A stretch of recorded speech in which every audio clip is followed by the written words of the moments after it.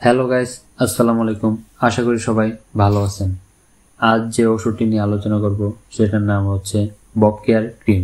আজ আপনারা এই ভিডিওতে জানতে পারবেন বব কেয়ার ক্রিমের উপাদান, কার্যকারিতা, ব্যবহারবিধি, পার্শ্ব প্রতিক্রিয়া, বিরূপ প্রতিক্রিয়া ও সতর্কতা সম্পর্কে বিস্তারিত তথ্য।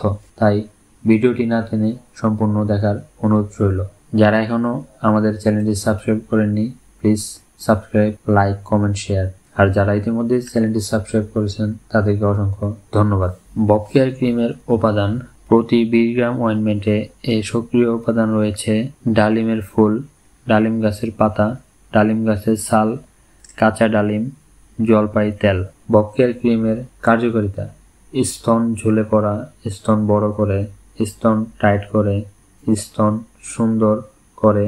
বব কেয়ার ক্রিমের প্রধান কাজ হচ্ছে আপনার স্তন ঝুলে পড়া স্তনকে সুন্দর একটি